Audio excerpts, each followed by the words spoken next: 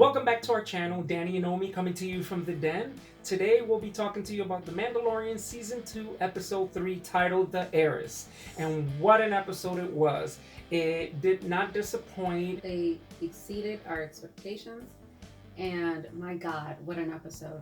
It was really, really good. It was really exciting. Mm-hmm. Obviously, there's more to come, and we're looking forward to what else is next. Mm-hmm. But this episode certainly delivered. Yeah. So how did we start? You see the Razor Crest is still traveling. They are headed towards the planet of Trask. Yeah. So we see the Razor Crest dropping through the atmosphere. It turns bright red because of how fast it's dropping. It's getting lit. Mm-hmm. Right. And once you think that they're going to land, right? Once they think that they have it under control. Yeah, he turned on the thrusters. He stabilizes, so he's coming to the landing pad. So Mando thinks he's got it under control. Yeah. And all of a sudden, the ship turns over and drops into the water. One of the engines blew up. Yeah, one of the... right when he was about to land. Then we see, the next scene, they show the AT-ATs sort of like a crane on top of it. Yeah. So it had like the AT-AT legs, yes. But it was sort of like a crane that they were using to get the ship, getting the Razor Crest out of the water. Yeah, and then you see the frog lady. She starts walking off immediately, looking for her husband, and sort of croaking, right?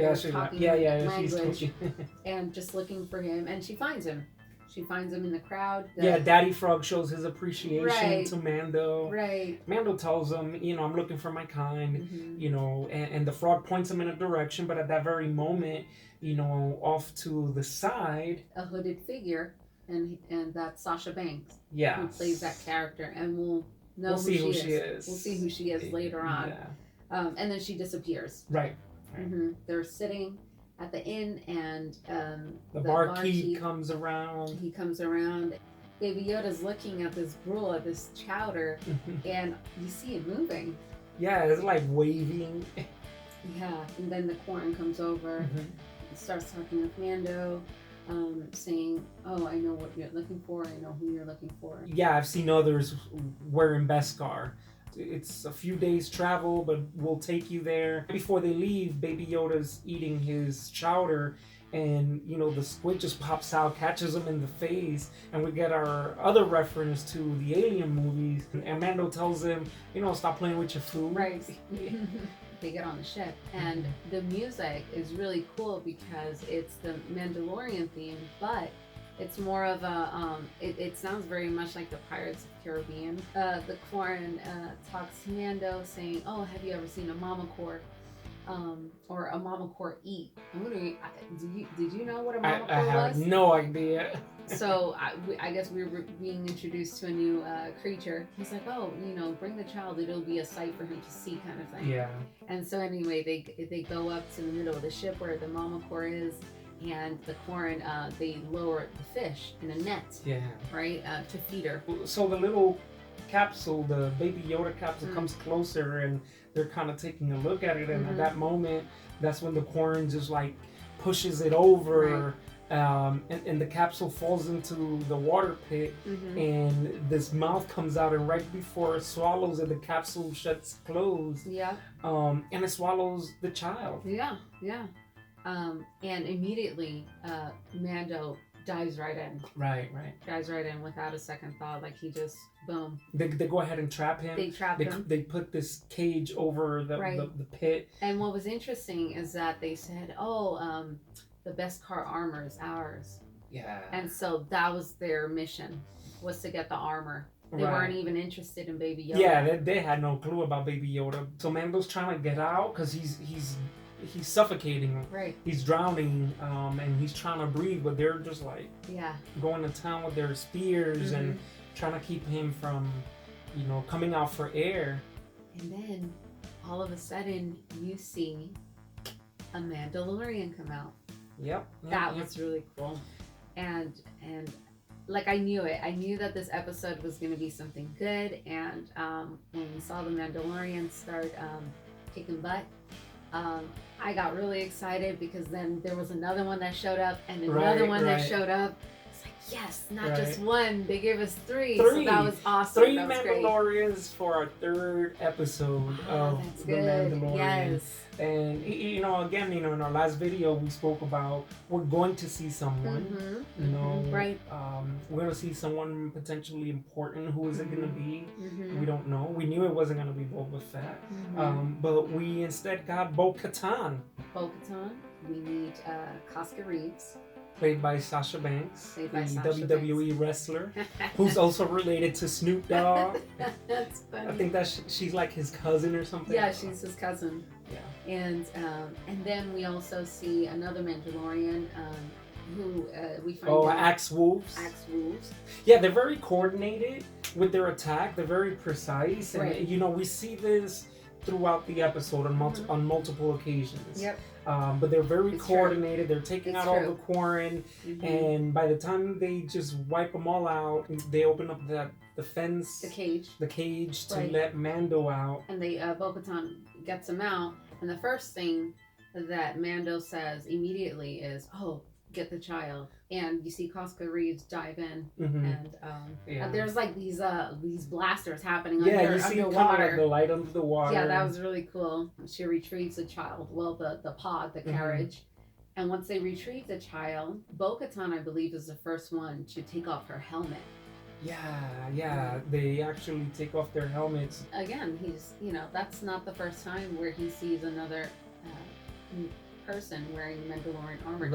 Right. We saw that in the first episode. He meets the Marshal, expecting to see, fellow Mandalorian. Marshal takes off his helmet, and again, you see Mando's reaction in that episode, and it's the same here, where he's kind of taken aback. The first thing that he asks is, where'd you get that armor from? Right. Bo-Katan answers back, "Oh, this armor has been in my family for 3 generations." Right. So there's history, of course. Yeah. And She also tells him that she was born in Mandalore. She fought in the Purge. She's Mandalorian.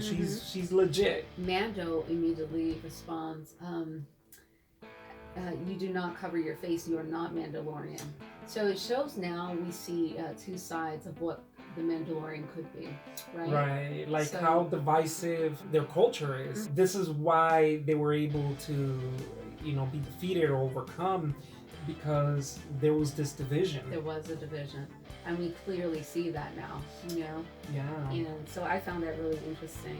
And I think Axe Wolves at that point says, "Oh, he's One of them. He's one of them," and Mando is asking, "One of what?" One of what, right? And that's when Bo Katan says, "You are a child of the Watch." Right. The Death Watch, right? Yeah, so that's who she referenced. That's what she was referring to, the Death Watch, which we've seen in the Clone Wars. Bo Katan herself was part of the Death Watch, but when Darth Maul tried to take over, she kind of backed up, stepped out of Death Watch, and it looks like they're still sort of out there, almost like a cult. And right.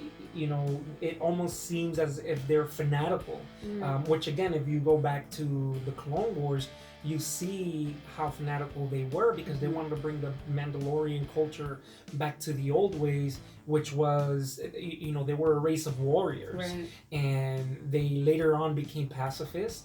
Bo-Katan's sister was Satine, who was the Duchess, the Queen of Mandalore, and she was obviously murdered by Darth Maul.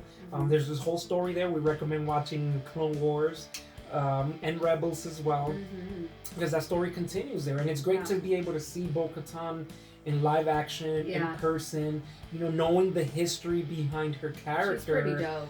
Yeah, I mean, I think it's really great when we're seeing these characters from the animated Star Wars universe coming into live action and how well they're being represented.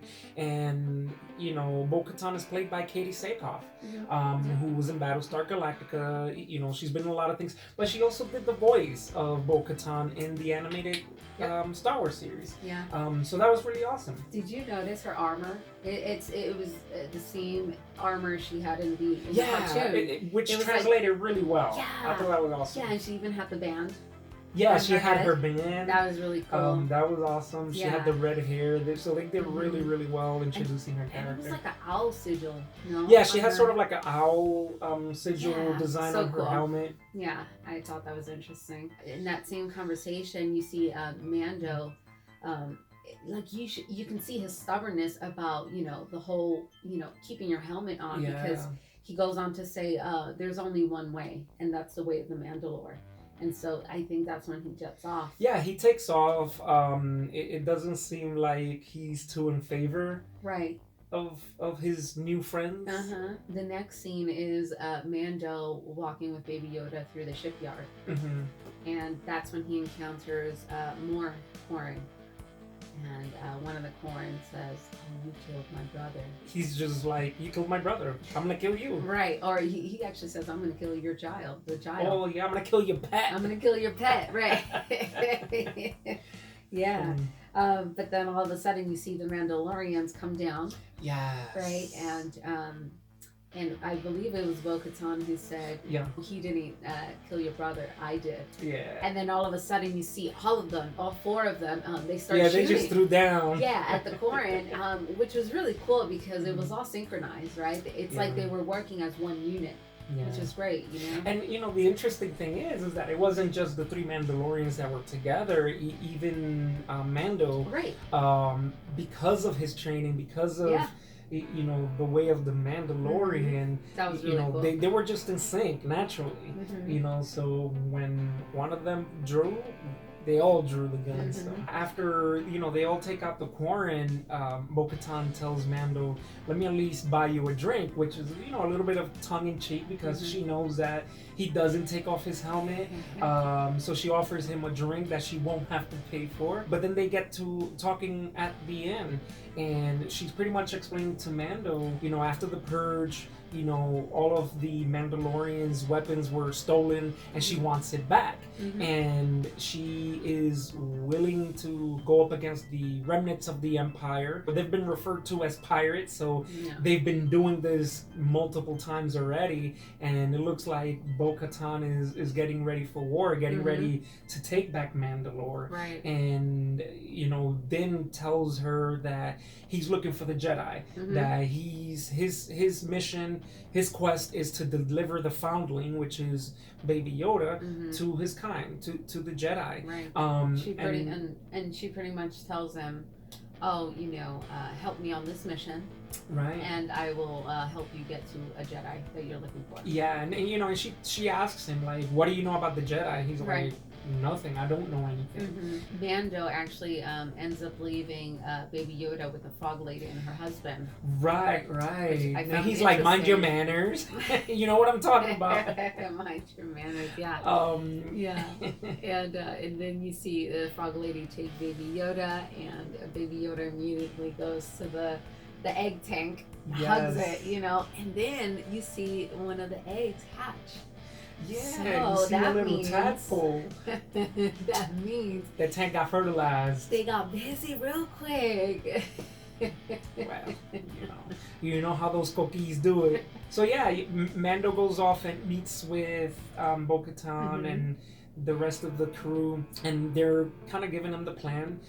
We're gonna go take out this Imperial freighter. Right, they're observing them. I was looking at it from a distance. It's gonna be taking off. So when they were observing the freighter, Axe Wolves makes that comment about they can't even hit the side of a bantha, which is a reference to how bad stormtroopers shoot. They never hit anybody. They always reference that across the Star Wars, like just all different kinds of episodes and movies, and they're always referencing how terrible stormtroopers are with their aim, which is really funny. So that's because the Empire doesn't pay for a vision plan.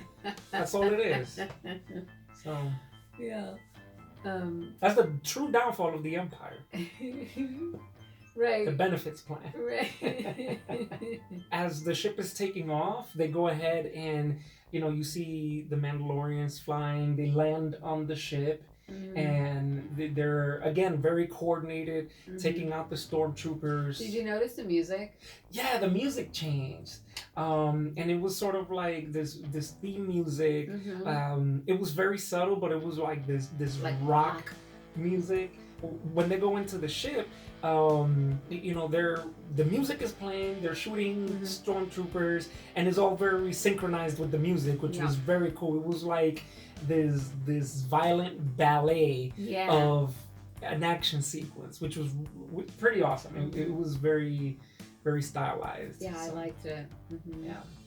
It played well to the characters. The Mandalorians. Yeah, it was cool. They're in the ship. They're making their way to the cargo hold, and they're taking out all these stormtroopers. We then meet the captain at the front cockpit with the two pilots, and he's talking to someone over the comms, and he's asking how many are there, and the person is like, "Oh, there's about 10 or more."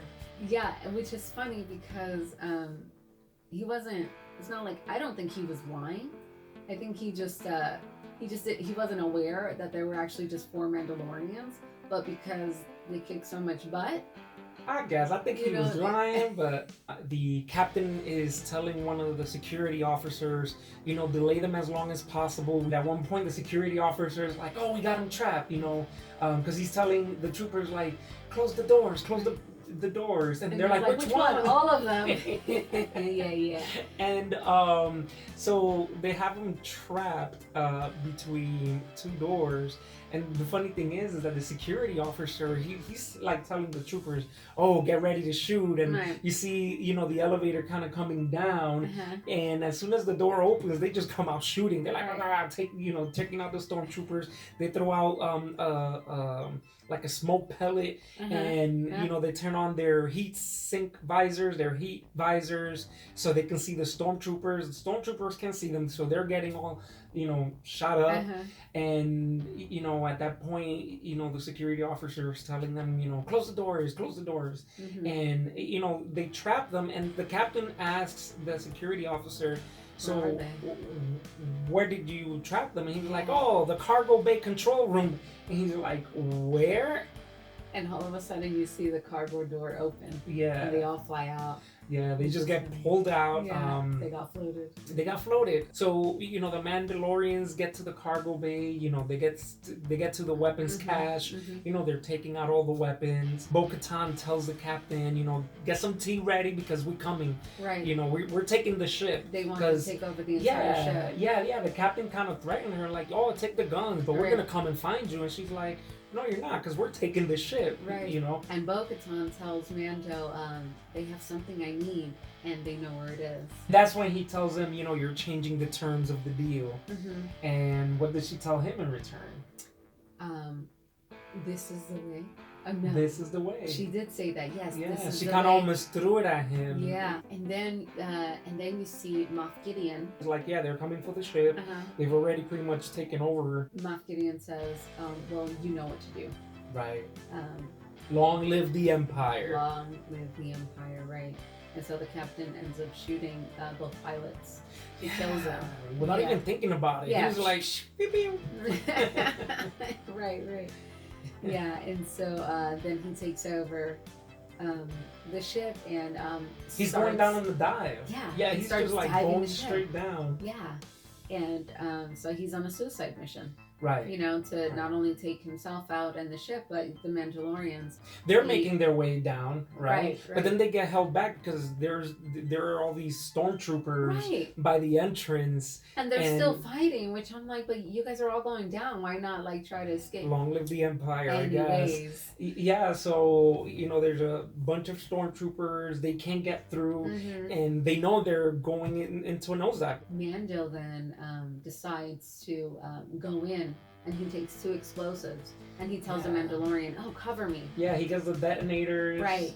And so he goes, he's getting shot at, and then he throws them, stormtroopers explode.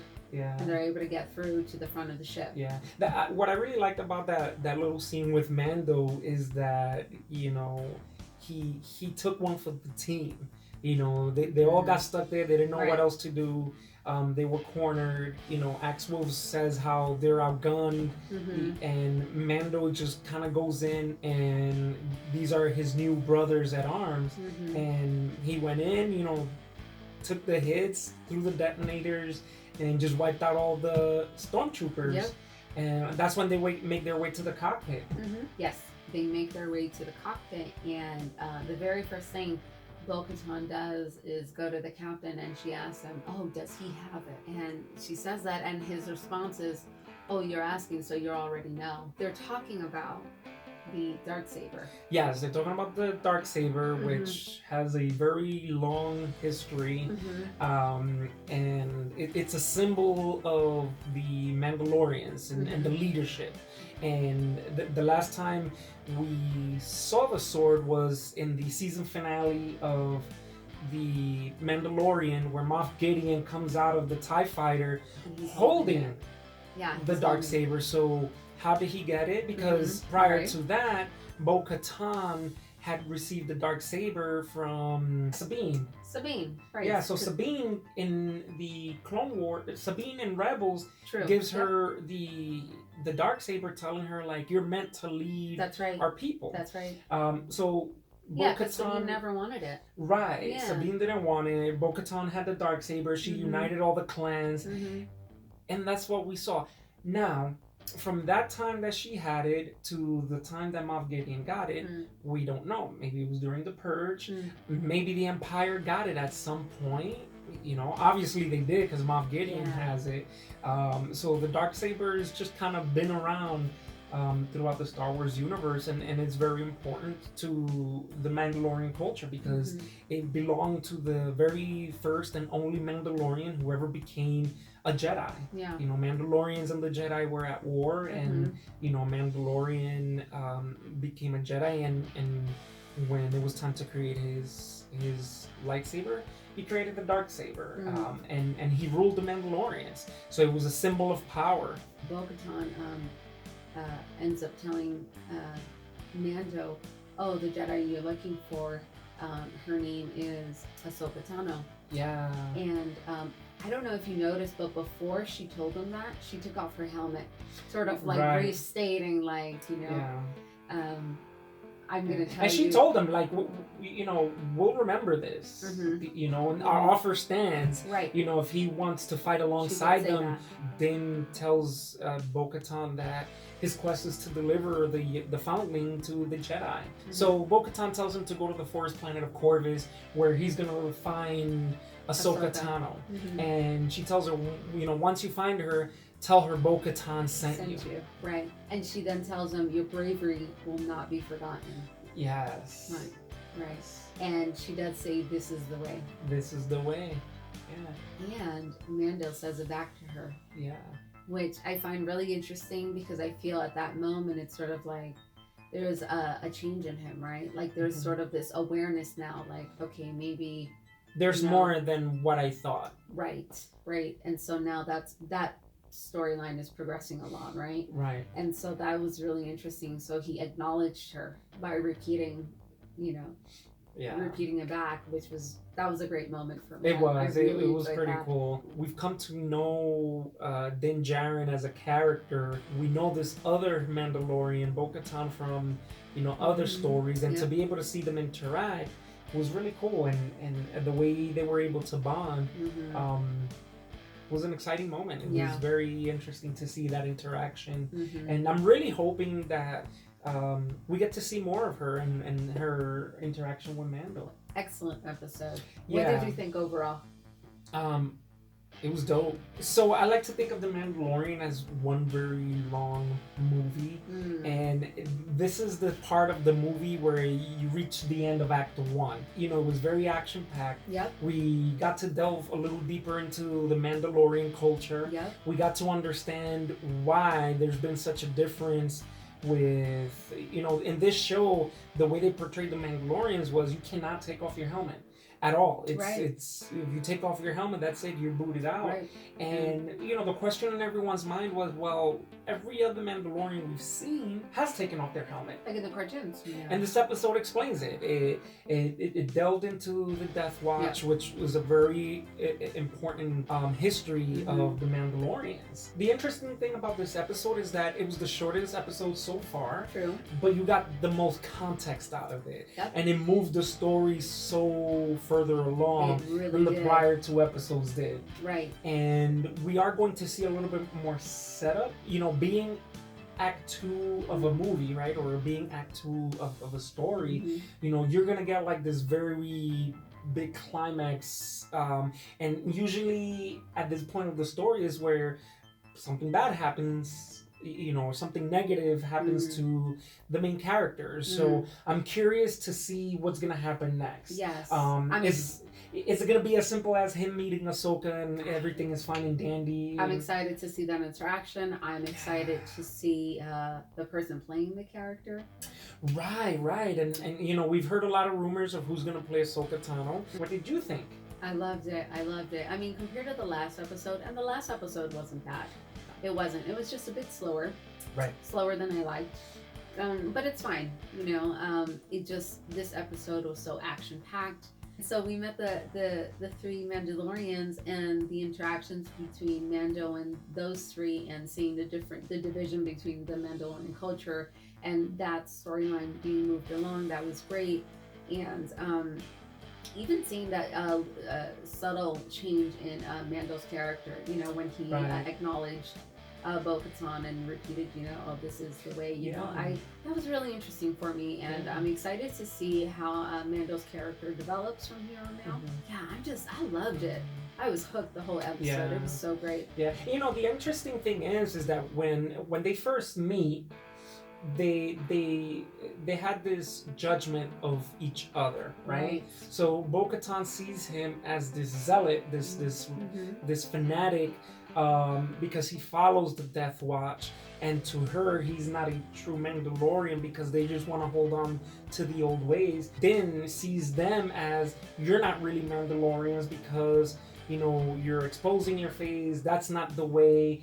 So they have this almost reservation about each other at the very beginning, but then towards the end it changes, and then they both acknowledge each other as Mandalorians. Even though he's part of the Children of the Watch, you know, she saw that there was honor in him, and he's a warrior, and Mandalorians respect that about one another, and you know, he felt the same way about her. But again, he has his quest, he's on a mission, and will we see them interact in the future? For sure. It is. I believe that Mando's journey is going to lead him back to what's going to happen with Mandalore. Is Mandalore going to be freed? We don't know. When we watch the sequel trilogy, we don't know what happened with Mandalore. So it's a blank canvas. And at this point, you know, what could happen? Does Bo Katan become queen, and does she rule over Mandalore? Does Mando take That's over? what I was Like, thinking. what if his journey and what if his destiny is to get his hands on the Darksaber? And what if it's him that unites the Mandalorians of the new traditional culture, and the Mandalorians of the Watch? You know, what if he's that link? And that'll be great. And maybe it's Baby Yoda when he's rocking that Boba Fett armor because he's part of the Creed now. That'd be interesting. Yeah, so there's a lot of story to tell. It's going to be really interesting to see what Ahsoka's been up to. The last time we saw Ahsoka Tano was on Rebels, the finale, and she was with none other than Sabine Wren, who is also a Mandalorian. So when he meets Ahsoka, does that mean we're also going to meet Sabine? Ooh, that'd be so dope. That'll be really dope. So there's so much potential. Again, the story moved along quite a bit in this 35-minute episode. Excellent. Again, the shortest episode, but with the most context. Excellent. Yep. And so, any final words? Anything, you know, before we wrap it up? Watch it twice. Watch it 3 times. I said that about the Marshall episode. Yeah. I loved it. And you know what's interesting? We saw it twice already, and you know, you just catch more detail. Yeah. And you catch those subtle moments even more so. And so as a fan, you just get excited. Yeah. And all those little Easter eggs. Yeah. So, and you know, it's great because you kind of hope and envision where the story might lead. And again, the Mandalorian, the show has not let down yet. No. Even when you have slower episodes, they're still fun to watch. They're very entertaining. Because they're setting you up for the next one, which is what they did with this episode. Exactly. So it was so great. We're excited for the next episode. Just looking forward to it. Episode 4. What did you think of the episode? Did you enjoy it? Did you find it as exciting and emotional as we did? So leave a comment below. Let us know what you thought of the episode. Thank you again for joining us. If you enjoyed this video, please drop a like, subscribe to our channel, hit the notifications bell to stay up to date with our newest content, and we will see you next time.